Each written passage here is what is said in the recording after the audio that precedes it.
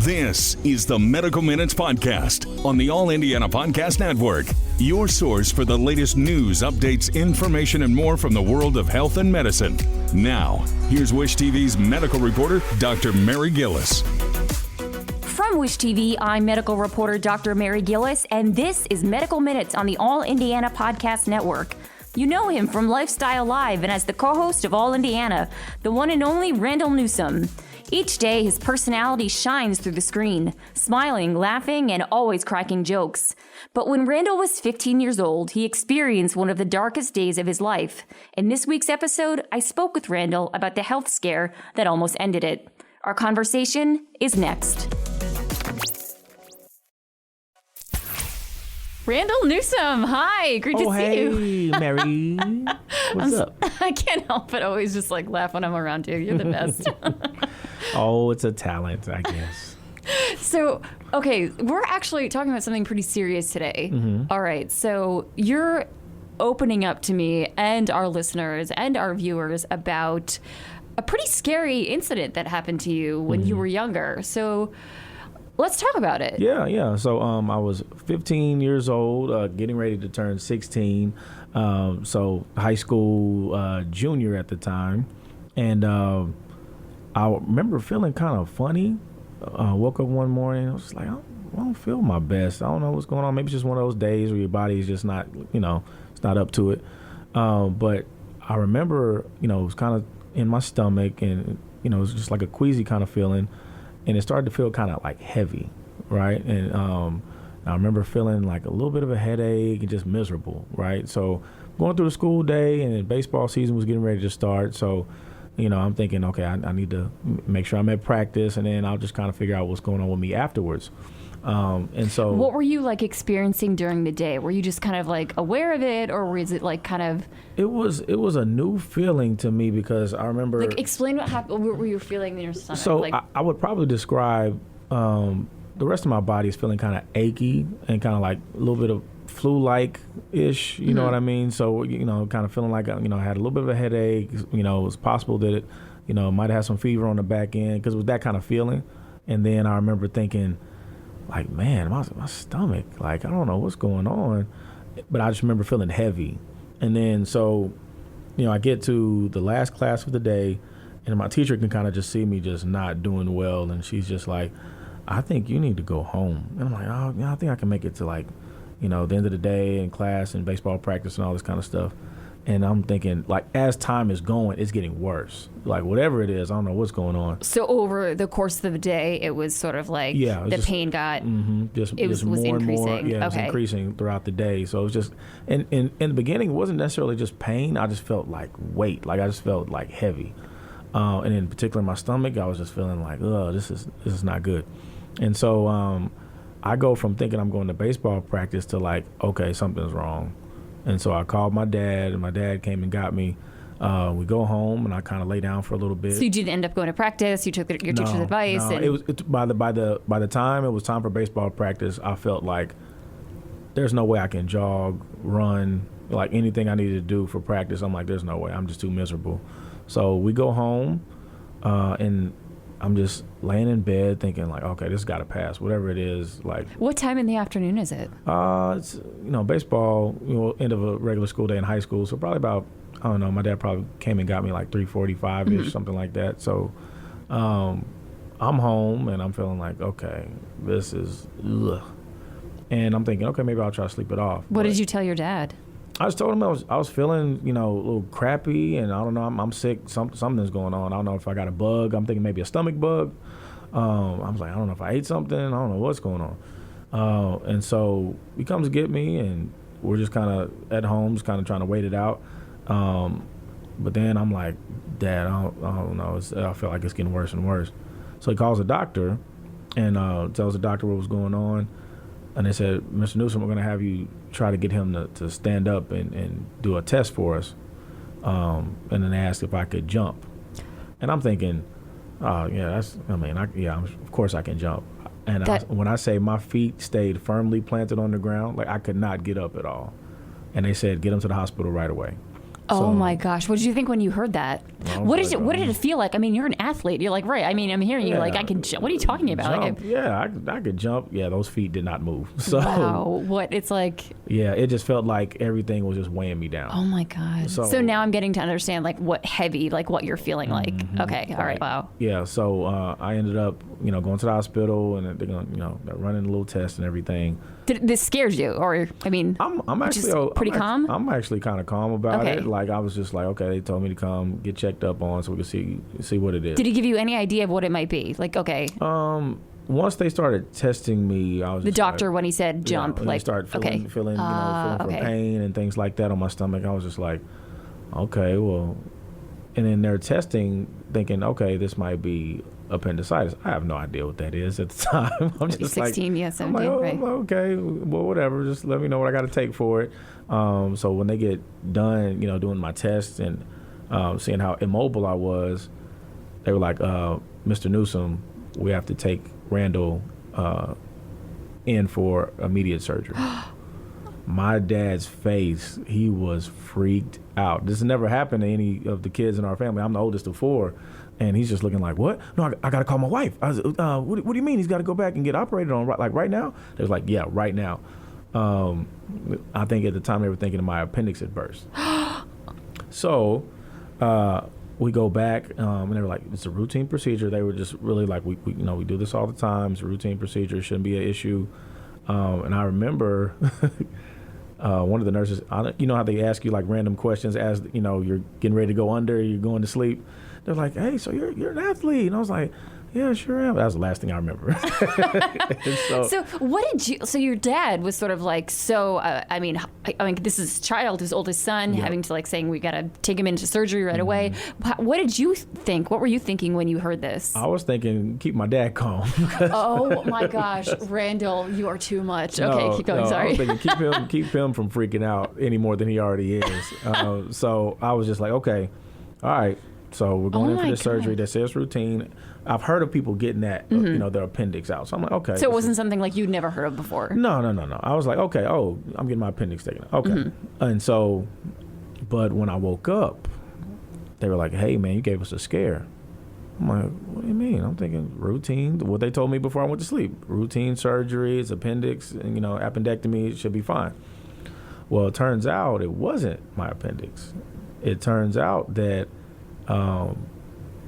there was something that poked a hole in what is called the cecum in that same area, and it had caused bacteria to form a mass in my stomach. And they were like, had we not found this sooner, like had we found this later, you'd have been in some real trouble. And so it was crazy that it wasn't my appendix. They just happened to be in there and took the appendix while they were there. But so they asked me, have you eaten anything? Have you swallowed anything sharp on accident or anything like that? I'm like, what kind of, okay, come on now. Just swallow something sharp? What would I look like? Okay. And I had to think about it though.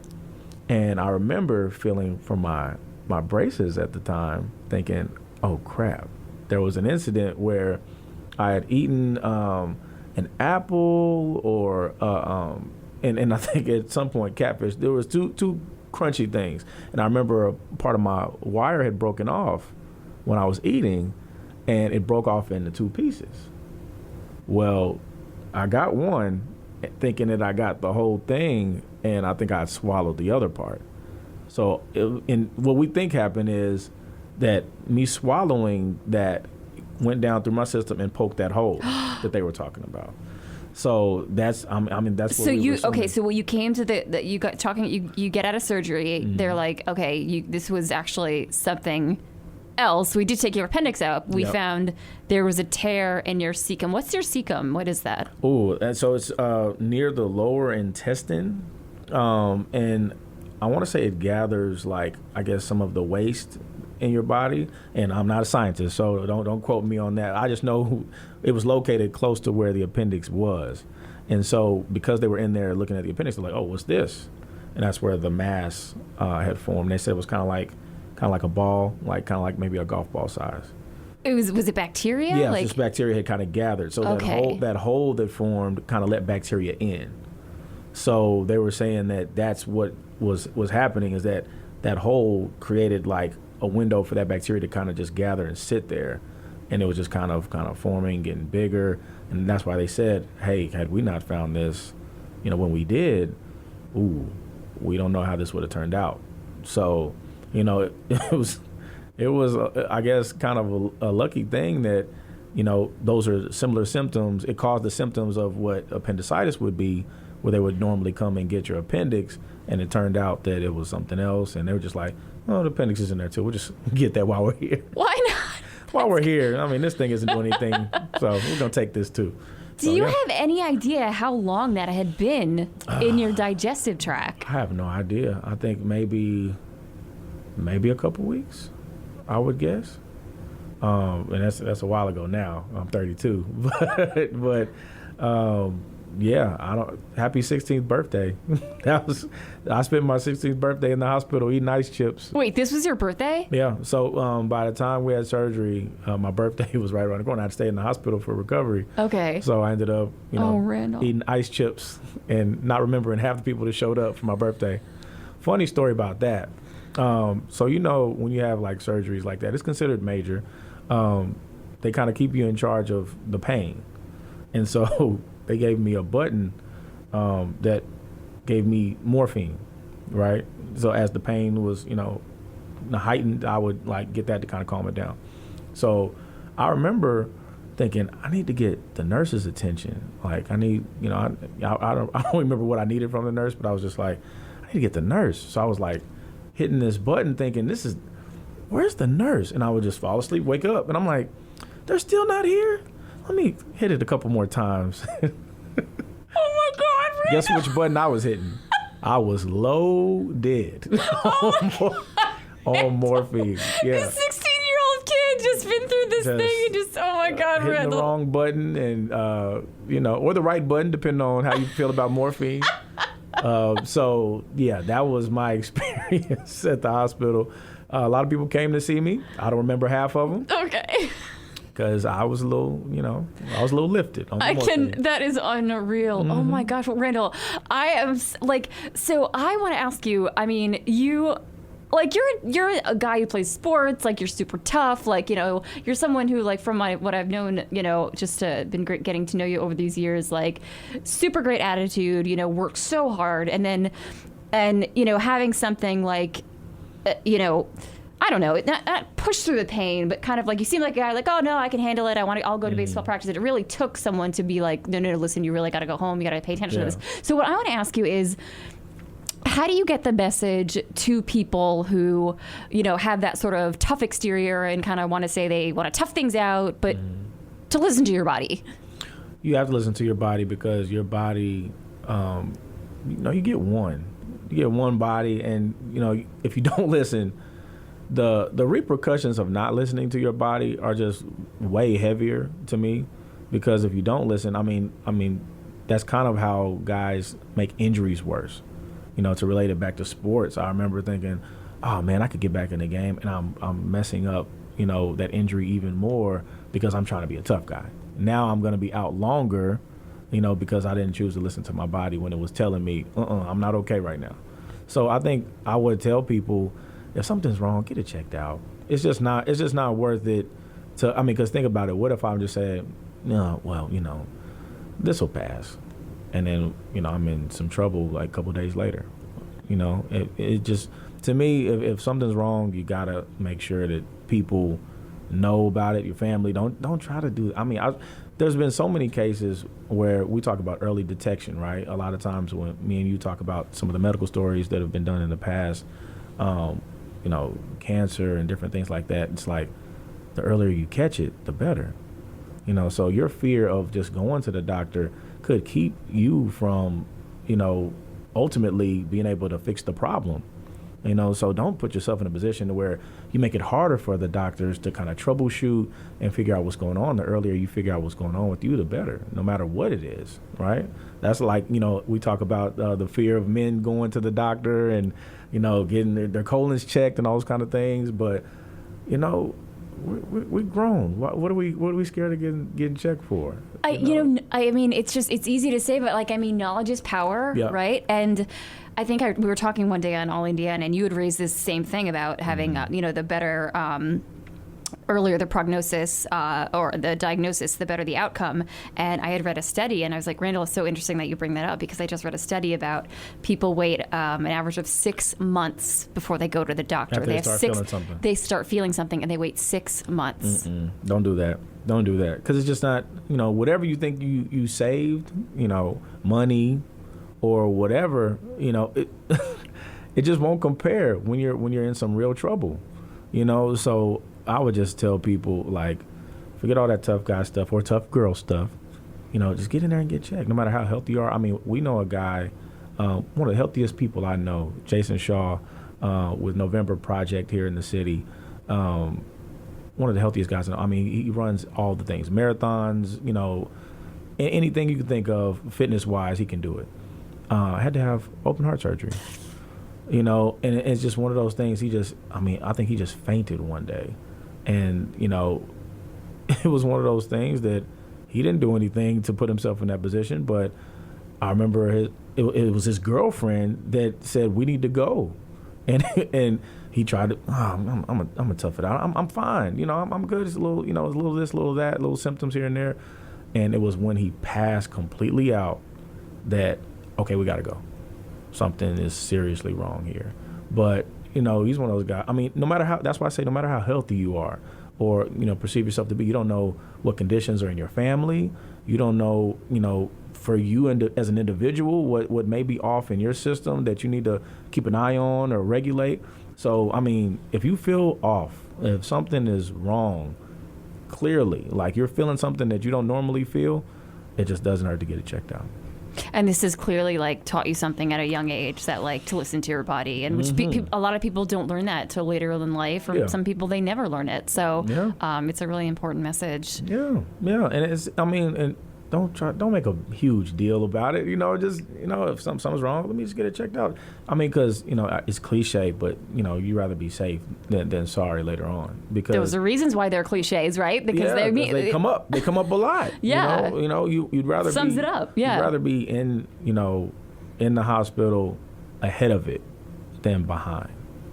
Because that could have just a way different impact on you that nobody wants, And you raised the issue of financial. I wasn't even thinking about that too, but financial burden it can really hit you hard if you wait too. So it's something else to think about. We talk about it, and I think you get a little bit more aware of it when you have kids too, because now that I have a little girl, anything that seems wrong, we're like, oh, when you go to the doctor, or when you call the pediatrician, because they're at the age where they can't really tell you.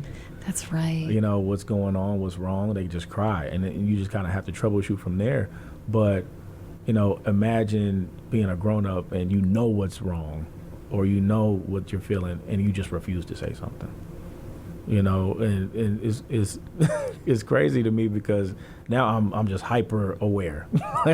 What's that? Is that an elbow? Okay, hold on. Let me. Oh, wait. That's not acting right. All right, I might have to go get checked out. But at the end of the day, I think you have to listen to your own individual body, because somebody might be going through something different because their body's made up differently. But your own. Right. Don't you? It's so strange. It's like you can just feel it. It's like there's something off here. So that's so. If something, if you just are lightheaded for no reason, you're like, okay, let me go. Some things are more obvious than others, right? But that's why you have to really pay attention to what's going on with your own body, because, somebody else, like for me, like my knee, I get up, pop my toes, pop my knees. That's my life because of football and things like that. But if you've never done anything of the sort and that's happening to you, that's something for you to get checked out. Like, I know where my stuff is coming from.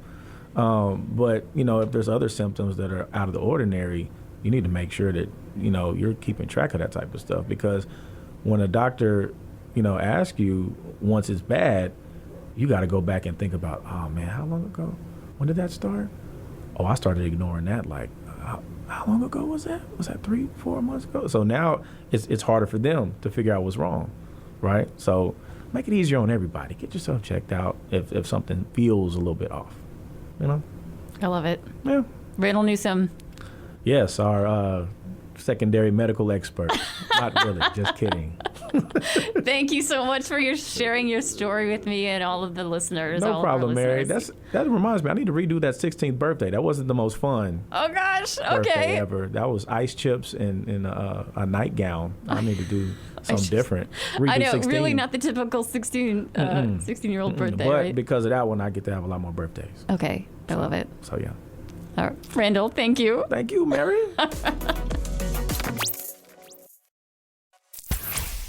This has been Medical Minutes from Wish TV. I'm medical reporter Dr. Mary Gillis. Be sure to follow and subscribe to this podcast and check out new updates every week. You can also learn more at wishtv.com and when you follow Wish TV on Facebook. This is the Medical Minutes Podcast with Wish TV's Dr. Mary Gillis. Be informed and stay connected for the latest news and information when you like, subscribe, and follow this podcast. And discover even more from the All Indiana Podcast Network. Now at allindianapodcast.com.